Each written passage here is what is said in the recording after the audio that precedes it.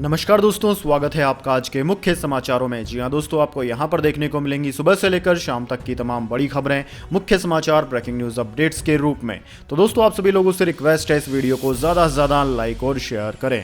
तो दोस्तों, सीधे चलते हैं आज की पहली बड़ी खबर की ओर। तीनों सेनाओं में होगी अग्निवीरों की भर्ती। स्थायी सैनिकों की तरह मिलेंगे अवार्ड और मेडल, लेकिन पेंशन नहीं मिलेगी। 90 दिन में पहली भर्ती रैली। जी हां दोस्तों, भारतीय सेना की तीनों शाखाओं थल सेना, नौसेना और वायुसेना में युवाओं की बड़ी संख्या में भर्ती के लिए नई स्कीम लॉन्च कर दी गई है। इस स्कीम के तहत नौजवानों को सिर्फ 4 साल के लिए डिफेंस कोर्स में सेवा देनी होगी। सरकार ने यह कदम तनख्वाह और पेंशन का बजट कम करने के लिए उठाया है। रक्षा मंत्री राजनाथ सिंह के साथ तीनों सेनाध्यक्षों ने एक प्रेस कॉन्फ्रेंस करके इस योजना का ऐलान किया। पहली भर्ती रैली 90 दिनों में होगी। डिपार्टमेंट ऑफ मिलिट्री अफेयर्स की तरफ से तैयार की गई अग्नि परीक्षा रिक्रूटमेंट स्कीम को पहले टूर ऑफ ड्यूटी का नाम दिया गया था। इस स्कीम के तहत शॉर्ट टर्म के लिए ज्यादा सैनिकों की भर्ती की जाएगी। विभाग ही इसको लागू भी करेगा। दोस्तों, सरकार ने अपने खर्चों में कटौती के लिए और डिफेंस फोर्स में युवाओं की संख्या बढ़ाने के लिए इस स्कीम को पेश किया है। इसके बाद दोस्तों, अगली बड़ी खबर। सारे मुसलमानों से माफी मांगो, महाराष्ट्र में 500 वेबसाइट्स हैक। इन दो देशों पर है शक। जी हां दोस्तों, पैगंबर टिप्पणी विवाद थमने का नाम नहीं ले रहा है। ठाणे पुलिस कमिश्नरेट की वेबसाइट को कथित तौर पर मंगलवार सुबह 4 बजे हैक कर लिया गया। इस वेबसाइट पर भारत सरकार के लिए एक मैसेज दिखाई दिया, जिसमें पैगंबर पर टिप्पणी को लेकर देश भर में हिंसा के लिए मुस्लिमों से माफी मांगे जाने को कहा गया है। महाराष्ट्र के साइबर सेल के एडीजी मधुर पांडे ने बताया कि इसी तरह से 500 वेबसाइट्स को हैक कर लिया गया। मैसेज में आगे लिखा गया था कि जब हमारे पैगंबर का अपमान होता है तो हम हाथ पर हाथ धरे नहीं रह सकते। हैक की गई वेबसाइट्स पर लिखा था कि इसे वन हेड साइबर टीम ने हैक किया है। हेलो भारतीय सरकार, सभी को हेलो। बार बार आप लोगों को इस्लाम धर्म से दिक्कत होती है। जल्द से जल्द दुनिया के सभी मुस्लिमों से माफी मांग लीजिए। जब हमारे पैगंबर का अपमान हो रहा हो तो हम हाथ पर हाथ धरे नहीं रह सकते। इसके बाद दोस्तों, अगली बड़ी खबर। राहुल गांधी से ईडी की पूछताछ जारी। कांग्रेस बोली सभी विपक्षी पार्टियां साथ आए। जी हां दोस्तों, नेशनल हेराल्ड केस में आज लगातार दूसरे दिन परिवर्तन निर्देशालय कांग्रेस नेता राहुल गांधी से पूछताछ कर रही है। ईडी ने सोमवार को 2 चरणों में 10 घंटे तक पूछताछ की थी। वहीं दोस्तों, आज करीब 7 घंटे पूछताछ हो चुकी है। राहुल सुबह जांच एजेंसियों के समक्ष पेश हुए। इस दौरान उनकी बहन और कांग्रेस महासचिव प्रियंका गांधी भी उनके साथ थी। दोस्तों, करीब 4 घंटे की पूछताछ के बाद दोपहर करीब 3:30 पर बाहर निकले और इसके 1 घंटे बाद फिर से ईडी के कार्यालय पहुंच गए। दोस्तों, कांग्रेस के प्रदर्शनों को देखते हुए ईडी मुख्यालय के आसपास सुरक्षा के पुख्ता इंतजाम किए गए हैं। ईडी मुख्यालय की तरफ जाने वाले सभी मार्गों पर अवरोधक लगा दिए गए हैं। कांग्रेस के नेताओं और कार्यकर्ताओं ने राहुल गांधी से परिवर्तन निर्देशालय की पूछताछ के दूसरे दिन भी विरोध प्रदर्शन किया, जिसके बाद पुलिस ने कई लोगों को हिरासत में लिया। पुलिस ने कांग्रेस मुख्यालय से लगे इलाके में धारा 144 लागू कर दी है। वहीं दोस्तों, छत्तीसगढ़ के मुख्यमंत्री भूपेंद्र बघेल ने कहा कि कांग्रेस दफ्तर को छावनी बना दिया गया है। हमारे वरिष्ठ नेताओं के साथ दुर्व्यवहार किया जा रहा है। नेताओं को घसीट कर बसों में ठूसा गया है। हमें अपने साथियों से मिलने नहीं दिया गया। विपक्ष को दबाने का हर हथकंडा अपनाया जा रहा है। जिस तरह केंद्रीय एजेंसियां सभी विपक्षी दलों के नेताओं को परेशान कर रही है, इसके खिलाफ सभी दलों को एक साथ आना चाहिए। इसके बाद दोस्तों, अगली बड़ी खबर। सिद्धू मूसेवाला मामला। कोर्ट ने पंजाब पुलिस को दी गैंगस्टर लॉरेंस बिश्नोई को गिरफ्तार करने की अनुमति। जी हां दोस्तों, सिद्धू मूसेवाला हत्याकांड में बड़ी खबर सामने आई है। दिल्ली की अदालत ने पंजाब पुलिस को इस मामले में गैंगस्टर लॉरेंस बिश्नोई को औपचारिक रूप से गिरफ्तार करने की अनुमति दे दी है। दिल्ली पुलिस ने भी गैंगस्टर लॉरेंस की कस्टडी मांगी थी, लेकिन कोर्ट ने मंगलवार को पंजाब पुलिस की मांग मान ली। इससे पहले मूसेवाला हत्याकांड का मास्टरमाइंड और कुख्यात गैंगस्टर लॉरेंस बिश्नोई को दिल्ली पुलिस की स्पेशल सेल की टीम ने पटियाला हाउस कोर्ट में पेश किया है। पंजाब पुलिस भी कोर्ट में मौजूद है। कोर्ट में पंजाब के एडवोकेट जनरल ने लॉरेंस बिश्नोई की ट्रांजिट डिमांड के लिए अर्जी दाखिल की। इसके साथ ही दिल्ली पुलिस ने भी लॉरेंस बिश्नोई की कस्टडी मांगी थी। दिल्ली पुलिस ने कोर्ट से कहा कि जिस मामले में हम पूछताछ कर रहे हैं उस मामले में हमें कुछ खास नहीं पता चला है, इसलिए हमें कस्टडी चाहिए। पंजाब पुलिस ने सिद्धू मूसेवाला हत्या का जिक्र किया। पंजाब पुलिस ने सोशल मीडिया पर एक वीडियो का जिक्र करते हुए कहा कि उस मर्डर की जिम्मेदारी ली गई है। लॉरेंस बिश्नोई उससे संबंध रखते हैं, इसलिए हमें लॉरेंस की ट्रांजिट डिमांड दी जाए। इसके बाद दोस्तों, अगली बड़ी खबर। पैगंबर विवाद का पाकिस्तानी कनेक्शन। 7000 ट्वीट्स अकाउंट से रची जुम्मे वाली हिंसा की साजिश। फेक न्यूज से मुसलमानों को भड़काया। जी हां दोस्तों, पैगंबर मोहम्मद पर दिए गए नुपुर शर्मा के विवादित बयान के बाद देश के कई शहरों में शुक्रवार को हिंसा हुई। इस हिंसा को भड़काने के पीछे अब पाकिस्तान का हाथ भी सामने आ रहा है। DFRAC ने अपनी रिपोर्ट में बताया कि पाकिस्तान के करीब 7,000 से ज्यादा ट्विटर अकाउंट्स फेक न्यूज के सहारे भारत में मुसलमानों को भड़काकर दंगे की साजिश रच रहे थे। दोस्तों, सोशल मीडिया पर इस विवाद और हिंसा से जुड़े जो भी हैशटैग चल रहे हैं उनमें कमेंट करने वाले ज्यादातर पाकिस्तान के यूजर्स हैं, यानी कि पाकिस्तान इस मामले में भारतीय मुसलमानों को भड़काने में लगा है। Digital forensic research and analytics centre यानी कि DFRAC की नई रिपोर्ट में इसका खुलासा हुआ है। DFRAC ने अपनी रिपोर्ट में 60,000 से ज्यादा ट्विटर यूजर्स के नेचर ऑफ पोस्ट और कमेंट्स बिहेवियर की एनालिसिस की है। इसके बाद दोस्तों अगली बड़ी खबर, ब्रिटेन में मंकी पॉक्स के 470 केस, अधिकतर समलैंगिक संक्रमित। जी हां दोस्तों, ब्रिटेन के स्वास्थ्य अधिकारियों ने देश में मंकी पॉक्स के 104 अन्य मामलों का पता लगाया है और इसके मामले अब अफ्रीका से बाहर भी सामने आ रहे हैं। ब्रिटेन की स्वास्थ्य सुरक्षा एजेंसी ने सोमवार को कहा कि अब देश भर में मंकी पॉक्स के 470 मामले सामने आ गए हैं, जिनमें से अधिकांश समलैंगिक या बाइसेक्सुअल पुरुष हैं। वैज्ञानिकों ने चेतावनी दी है कि कोई भी व्यक्ति संक्रमण की चपेट में आ सकता है अगर वह मंकी पॉक्स से संक्रमित किसी व्यक्ति से शारीरिक संपर्क में आता है। ब्रिटेन के आंकड़ों के अनुसार अब तक 99% संक्रमण के मामले पुरुषों में हुए हैं और अधिकांश मामले लंदन में आए हैं। दोस्तों, पिछले हफ्ते विश्व स्वास्थ्य संगठन ने कहा था कि 28 देशों से मंकी पॉक्स के 1285 मामले सामने आए हैं, जहां मंकी पॉक्स को स्थानिक नहीं माना जाता था। अफ्रीका के बाहर कोई मौत की सूचना नहीं मिली है। ब्रिटेन के बाद सबसे ज्यादा मामले स्पेन, जर्मनी और कनाडा में सामने आए हैं। दोस्तों, विश्व स्वास्थ्य संगठन के अनुसार मंकी पॉक्स आमतौर पर बुखार, दाने और गांठ के जरिए उभरता है और इससे कई प्रकार की चिकित्सक जटिलताएं पैदा हो सकती है। रोग के लक्षण आमतौर पर 2 से 4 सप्ताह तक दिखते हैं, जो अपने आप दूर होते चले जाते हैं। मामले गंभीर भी हो सकते हैं। हाल के समय में मृत्यु दर का अनुमान लगभग 3 से 6% रहा है, लेकिन यह 10% तक हो सकता है। संक्रमण के वर्तमान प्रसार के दौरान मौत का कोई मामला सामने नहीं आया है। इसके बाद दोस्तों अगली बड़ी खबर, गूगल मैप बताएगा अब सफर से पहले टोल का टोटल खर्चा, बगैर टोल वाला रास्ता चुनने में भी करेगा मदद। जी हां दोस्तों, किसी भी राजमार्ग पर सफर करने वाले वाहन बाइक को छोड़कर को टोल चुकाना पड़ता है। अगर यह सफर लंबा है तो आपको 1 से अधिक बार भी टोल देना पड़ सकता है। अगर आपको पहले से पता हो कि मार्ग पर आपको कितना टोल चुकाना है तो आप अपने सफर की कुछ योजनाएं उस आधार पर तैयार कर सकते हैं। अब दोस्तों, गूगल मैप्स जल्द ही आपको यह सुविधा देने वाला है। दरअसल दोस्तों, गूगल ने अपने कम्युनिटी पेज पर एक पोस्ट में लिखा है कि लोगों को टोल मार्गों और बगैर टोल वाले मार्गों के बीच में विकल्प देने के लिए कंपनी गूगल ऐप पर टोल प्राइस का फीचर लेकर आएगी। कंपनी ने बताया है कि आप मैप पर अपने गंतव्य स्थान तक का टोल प्राइस देख सकेंगे। कंपनी के अनुसार मैप पर टोल से संबंधित सूचना स्थानीय प्राधिकरण से प्राप्त विश्वसनीय जानकारी पर आधारित होगी। उन्होंने कहा कि कंपनी जिन फैक्टर्स पर यहां गौर कर रही है उनमें से एक है आपके पास टोल पास की उपलब्धता। इसके बाद आप सप्ताह के किसी भी दिन उस मार्ग पर जा रहे हैं और उन टोल नाकों पर दिन के किस समय कितना शुल्क लग रहा है। गूगल मैप में आपको टोल पास के लिए जाने वाले भुगतान और बगैर टोल के लिए जाने वाले भुगतान दोनों देखने को मिलेंगे।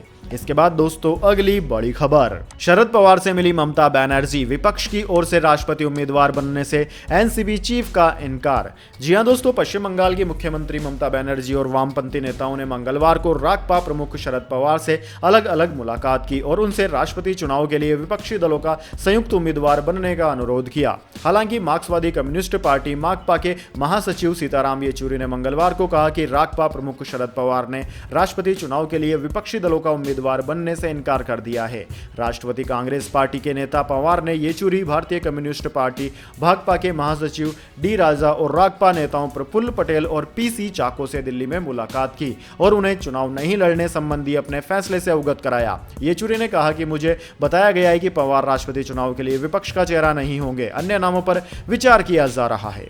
इसके बाद दोस्तों अगली बड़ी खबर, पाकिस्तान लौटना चाहते हैं परवेज मुशर्रफ, दुबई के अस्पताल में गिन रहे हैं अंतिम सांसें। जी हां दोस्तों, पाकिस्तान के सैन्य तानाशाह रहे जनरल परवेज मुशर्रफ गिरफ्तारी के डर से साल 2016 से ही दुबई में रह रहे हैं। परिवार के मुताबिक मुशर्रफ अब ऐसी स्थिति में पहुंच चुके हैं जब उनका ठीक होना असंभव लग रहा है। जनरल मुशर्रफ ने अपने नजदीकी लोगों से आखिरी इच्छा जताई है कि वह अपना अंतिम समय पाकिस्तान में बिताना चाहते हैं। ऐसे में अब मुशर्रफ के करीबी लोगों ने वर्तमान सेना प्रमुख जनरल बाजवा और शहबाज सरकार सरकार से गुहार लगाई है। दोस्तों, मुशर्रफ के खिलाफ पाकिस्तान में कई मुकदमे लंबित हैं और उन पर गिरफ्तारी की तलवार लटक रही है। पाकिस्तानी अखबार एक्सप्रेस ट्रिब्यून की रिपोर्ट के मुताबिक मुशर्रफ जल्द से जल्द स्वदेश वापस लौटना चाहते हैं। परिवार ने शहबाज सरकार से गुहार लगाई है कि उनकी घर वापसी में मौजूद दिक्कतों को दूर किया जाए।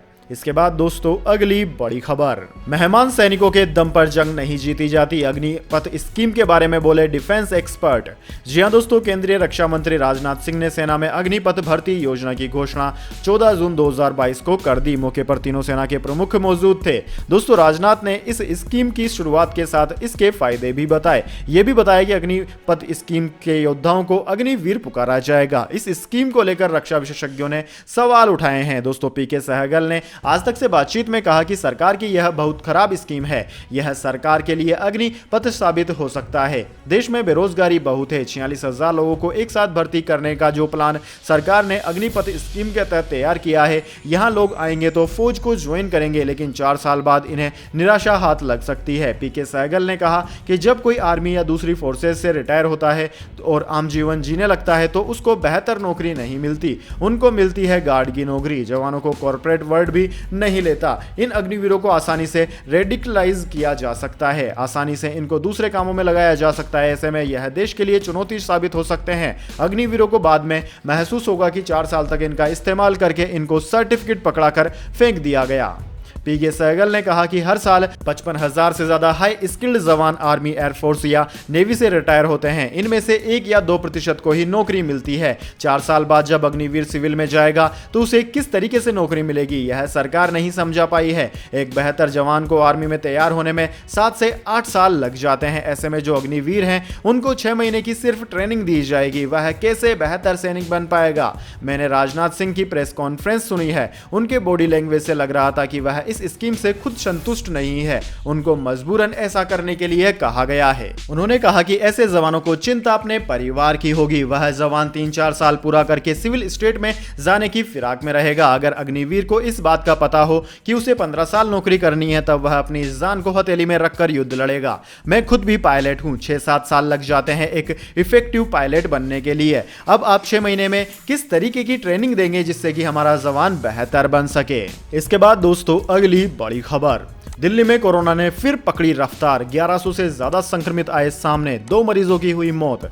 जी हां दोस्तों, राष्ट्र राजधानी दिल्ली में एक बार फिर से कोरोना वायरस के मामले बढ़ने लगे हैं। कोरोना के मरीजों में एकाएक आए उछाल से लोगों के बीच दहशत बन गई है। न्यूज एजेंसी एनआई के मुताबिक दिल्ली में मंगलवार को कोरोना वायरस ने पिछले कई दिनों के रिकॉर्ड तोड़िए। दिल्ली में आज कोरोना वायरस के मामले 1000 के पार कर गए। दोस्तों, पिछले 24 घंटे में कोरोना से 1118 मरीज सामने आए हैं, जबकि संक्रमित से 2 लोगों की मौत हो गई है। साथ ही 500 लोगों ने कोरोना को मात दे दी है। फिलहाल एक्टिव मरीजों की संख्या 3177 है। वहीं दोस्तों, पूरे देश की बात की जाए तो देश में कोरोना के मरीजों की संख्या लगातार बढ़ती जा रही है। पिछले 24 घंटे के दौरान देश में 8,329 नए मामले सामने आए थे, जबकि 10 मौतें दर्ज की गई थी। एक दिन पहले के मुकाबले नए केसों की संख्या 9.8% ज्यादा है। इसके साथ ही कुल एक्टिव केसों की संख्या बढ़कर 40,370 हो गई है। दोस्तों, केंद्रीय स्वास्थ्य मंत्रालय के मुताबिक पिछले 24 घंटे के अंदर 4,216 लोग कोरोना को मात देकर ठीक हुए हैं। डेली पॉजिटिविटी रेट 2.41% है। भारत में कुल केस लोड 4,32,13,435 हो गया है। इसके बाद दोस्तों, अगली बड़ी खबर, लिव इन रिलेशन में जन्मा बच्चा प्रॉपर्टी में होगा हकदार। सुप्रीम कोर्ट ने कहा, साथ रहे महिला पुरुष का रिश्ता शादी जैसा। जी हां दोस्तों, सुप्रीम कोर्ट ने एक महत्वपूर्ण फैसला सुनाते हुए बिना शादी के पैदा हुए बच्चे को भी पिता की प्रॉपर्टी में हकदार माना है। सुप्रीम कोर्ट ने कहा कि अगर महिला और पुरुष लंबे समय तक साथ रहें तो उसे शादी जैसा ही माना जाएगा और इस रिश्ते से पैदा हुए बच्चों को भी पिता की प्रॉपर्टी में हक मिलेगा। सुप्रीम कोर्ट ने केरल हाई कोर्ट के उस फैसले को रद्द कर दिया जिसमें कोर्ट ने एक युवक को उसके पिता की संपत्ति में इसलिए हिस्सेदार नहीं माना था क्योंकि उसके माता पिता की शादी नहीं हुई थी। सुप्रीम कोर्ट ने कहा कि दोनों की शादी भले ही न हुई हो, लेकिन दोनों लंबे समय तक पति पत्नी की तरह ही साथ रहे। ऐसे में अगर डीएनए टेस्ट में यह साबित हो जाए कि बच्चा उन दोनों का ही है, तो बच्चे का पिता की संपत्ति पर पूरा हक है। दरअसल दोस्तों मामला केरल का है। केरल के एक व्यक्ति ने अपने पिता की संपत्ति में हुए बंटवारे में हिस्सा न मिलने पर हाईकोर्ट में केस किया था। उसने कहा था कि उसे नाजायज बेटा बताकर हिस्सा नहीं दिया जा रहा। केरल हाईकोर्ट ने फैसला सुनाते हुए कहा था कि जिस व्यक्ति की संपत्ति पर वह हक जता रहे हैं उससे उनकी मां की शादी नहीं हुई थी, ऐसे में उन्हें परिवार की संपत्ति का हकदार नहीं माना जा सकता। इसके बाद दोस्तों जाने अगली बड़ी खबर, लेकिन उससे पहले मेरी आपसे एक छोटी सी रिक्वेस्ट है, अगर दोस्तों आपको अभी तक हमारी न्यूज पसंद आई है तो इसे एक छोटा सा लाइक जरूर दे दीजिए, और अगर आपको पसंद नहीं आई है तो बेशक आप डिसलाइक भी कर सकते हैं, लेकिन दोस्तों लाइक और डिसलाइक जरूर कीजिए, क्योंकि दोस्तों यही हमारी मेहनत का फल होता है और इसी से हमें पता चलता है कि आपको हमारी वीडियोस पसंद आ रही है या नहीं। तो चलिए दोस्तों जान लेते हैं अगली बड़ी खबर। पेटीएम से मोबाइल रिचार्ज कराना हुआ महंगा, अब लगेगा एक्स्ट्रा चार्ज। जी हां दोस्तों, अगर आप भी पेटीएम से मोबाइल रिचार्ज करते हैं तो यह खबर आपके लिए है, क्योंकि दोस्तों पेटीएम ने हाल ही में रिचार्ज करने पर सरचार्ज लेना शुरू कर दिया है। यह शुल्क 1 रुपए से लेकर 6 रुपए के बीच में है। दोस्तों सरचार्ज की राशि रिचार्ज के अमाउंट पर निर्भर करेगी। यह नियम सभी पेटीएम मोबाइल रिचार्ज पर लागू होगा। पेमेंट का जरिया कार्ड, यूपीआई या वॉलेट हो सकता है। दोस्तों बीते साल फोन पे ने भी अपने कस्टमर्स के लिए रिचार्ज पर सरचार्ज लागू कर दिया था। कई यूजर्स ने ट्विटर के जरिए ट्वीट कर बताया कि पेटीएम ने मोबाइल रिचार्ज पर सरचार्ज लेना शुरू कर दिया है। दोस्तों आपकी जानकारी के लिए बता दें, फिलहाल यह फीस 100 रुपए से ज्यादा के रिचार्ज पर देखने को मिल रही है। साल 2019 में पेटीएम ने कहा था कि वह अपने यूजर से सरचार्ज फीस नहीं लेता है, लेकिन अब कई यूजर्स को यह अपडेट देखने को मिल रहा है, जहां मोबाइल रिचार्ज पर फीस लगना शुरू हो चुकी है। इसके बाद दोस्तों अगली बड़ी खबर, स्टॉक मार्केट शेयर बाजार में फिर छाई बिकवाली। सेंसेक्स निफ्टी लाल निशान में हुए बंद, इन शेयर्स ने किया कंगाल। जी हां दोस्तों, हफ्ते के दूसरे कारोबारी दिन भी बाजार में बिकवाली छाई रही। गिरावट के साथ खुलने के बाद आज दिन भर के ट्रेडिंग सेशन के बाद सेंसेक्स और निफ्टी दोनों लाल निशान पर बंद हुए। सेंसेक्स आज 153.13 अंक यानी कि 0.29% फिसलकर 52,693.57 के लेवल पर बंद हुआ, जबकि निफ्टी इंडेक्स 42.30 अंक यानी कि 0.27% फिसलकर 15,732.10 के लेवल पर बंद हुआ। 30 अंकों वाले सेंसेक्स के टॉप 30 शेयर्स की लिस्ट में 14 स्टॉक्स लाल निशान में बंद हुए। आज के गिरावट के माहौल में सबसे नीचे इंडसइंड बैंक रहा। दोस्तों इंडसइंड बैंक 2.12% की गिरावट के साथ बंद हुआ, जबकि Tech Mahindra, Maruti, HDFC, HUL, HDFC Bank, Asian Paint, Sun Pharma, ICICI Bank, Wipro, Bajaj Finserv, Titan, TCS और कोटक बैंक के स्टॉक्स में भी बड़ी गिरावट रही। इसके बाद दोस्तों अगली बड़ी खबर, मेरी याददाश्त चली गई है। सत्येंद्र जैन ने ईडी के सवालों पर दिया यह जवाब, कोर्ट को जांच एजेंसी ने बताया। जी हां दोस्तों, दिल्ली की राउज रेवेन्यू कोर्ट ने प्रदेश के स्वास्थ्य मंत्री सत्येंद्र जैन की जमानत याचिका पर अपना आदेश मंगलवार को सुरक्षित रख लिया। जैन को मनी लॉन्ड्रिंग के एक मामले में परिवर्तन निदेशालय ने गिरफ्तार किया है। विशेष न्यायाधीश गीतांजलि गोयल ने ईडी के साथ ही जैन की दलीलों को सुनने के बाद अपना आदेश सुरक्षित रख लिया। एजेंसी ने धन शोधन रोकथाम कानून की आपराधिक धाराओं के तहत जैन को हिरासत में लिया था। वह अभी न्यायिक हिरासत में है। अब कोर्ट दिल्ली के मंत्री सत्येंद्र जैन की जमानत याचिका पर कोर्ट 18 जून को फैसला सुनाएगी, यानी कि तब तक सत्येंद्र जैन को जेल में ही रहना होगा। दोस्तों सुनवाई के दौरान ईडी ने हैरान कर देने वाला दावा भी किया। परिवर्तन निर्देशालय ने ही आय से अधिक संपत्ति और मनी लॉन्ड्रिंग मामले में दिल्ली के मंत्री सत्येंद्र जैन को गिरफ्तार किया था। अब दिल्ली की राउज एवेन्यू कोर्ट में ईडी ने कहा कि सवाल पूछे जाने के दौरान सत्येंद्र जैन ने कहा कि उनको कोविड हुआ था, जिसकी वजह से अब उनकी याददाश्त चली गई है। इसके बाद दोस्तों अगली बड़ी खबर, एसबीआई ने दिया अपने 45 करोड़ कस्टमर्स को तोहफा, फिक्स्ड डिपॉजिट पर मिलेगा अब पहले से ज्यादा ब्याज। जी हां दोस्तों, एसबीआई देश के सबसे बड़े सरकारी बैंक ने अपने कस्टमर्स के लिए फिक्स्ड डिपॉजिट पर ब्याज दरों को बढ़ा दिया है। एसबीआई की ऑफिशियल वेबसाइट के मुताबिक नई ब्याज दरें 14 जून 2022 से लागू है। बैंक ने अपने 2 करोड़ से कम के 211 दिन से लेकर 3 साल तक के फिक्स्ड डिपॉजिट पर ब्याज दरों को बदल दिया है। स्टेट बैंक अपने सीनियर सिटीजन्स को भी इसका फायदा देने वाली है। दरअसल दोस्तों एसबीआई की ऑफिशियल वेबसाइट के मुताबिक 211 दिन से लेकर 1 साल के से कम वाले एफडी पर कस्टमर्स को अब 4.40% के मुकाबले 4.60% ब्याज मिलेगा। 1 साल से 2 साल तक की एफडी पर 5.10% के बजाय 5.30% और 2 से 3 साल से कम वाली एफडी पर 5.20% के मुकाबले 5.35% ब्याज मिलेगा। इसके बाद दोस्तों अगली बड़ी खबर, बिना वजह यात्रियों को बोर्डिंग से मना करने पर अब एयरलाइंस को देना होगा हर्जाना। जी हां दोस्तों, यात्रियों को बोर्डिंग से इनकार करने की बढ़ती घटनाओं को देखते हुए नागर विमानन महानिदेशालय डीजीसीए सख्त हो गया है। अब अगर किसी एयरलाइंस ने वैध टिकट होने पर किसी यात्री को फ्लाइट में चढ़ने की इजाजत नहीं दी तो एयरलाइन कंपनियों को यात्री को मुआवजा देना होगा। पहले यात्रियों को मुआवजा देने का कोई प्रावधान नहीं था। दोस्तों, डीजीसीए द्वारा बेंगलुरु, हैदराबाद और नई दिल्ली में की गई जांच में सामने आया था कि एयर इंडिया ने गलत तरीके से कई यात्रियों को बोर्डिंग से मना कर दिया था, जबकि उनके पास वैध टिकट था और वे एयरपोर्ट पर भी मौजूद थे। दोस्तों, डीजीसीए ने वैध टिकट होने पर भी यात्रियों को बोर्डिंग से मना करने पर एयर इंडिया पर 10 लाख रुपए का भी जुर्माना लगाया है। साथ ही कंपनी को बोर्डिंग से संबंध में स्पष्ट नीति बनाने का भी आदेश दिया है। लगातार मिल रही शिकायतों के बाद नागर विमानन महानिदेशालय ने अब एयरलाइंस के लिए बोर्डिंग से संबंधित नई गाइडलाइंस जारी कर दी है। 14 जून को जारी एक प्रेस रिलीज में डीजीसीए ने कहा कि नई गाइडलाइंस का पालन करना प्रत्येक एयरलाइन के लिए जरूरी है। तो दोस्तों, यह थी आज की तमाम बड़ी खबरें। इसके बाद दोस्तों बारी आती है आज के माइंड क्यूज क्वेश्चन की। जी हां दोस्तों, एक आसान से सवाल का जवाब देकर आप जीत सकते हैं एक अमेजिंग सरप्राइज गिफ्ट हमारे यूट्यूब चैनल की ओर से। तो दोस्तों, आज का सवाल आपकी स्क्रीन पर आ चुका है। भारत का सबसे ज्यादा शिक्षित राज्य कौन सा है? जी हां दोस्तों, अगर आप जानते हैं भारत के उस राज्य का नाम जहां पर लिटरेसी रेट यानी कि साक्षरता सबसे ज्यादा है, तो जल्दी से उस राज्य का नाम कमेंट बॉक्स में लिख दीजिए। अगर दोस्तों आपका जवाब होता है एकदम सही और आप चुने जाते हैं लकी विजेता के रूप में, तो आपको मिल सकता है एक अमेजिंग सरप्राइज गिफ्ट हमारे YouTube चैनल की ओर से। तो दोस्तों, जल्दी से अपना उत्तर कमेंट बॉक्स में लिख दीजिए, वीडियो को लाइक कर लीजिए और चैनल को सब्सक्राइब करके बेल आइकन भी दबा लीजिए। धन्यवाद। वंदे मातरम। जय हिंद, जय भारत।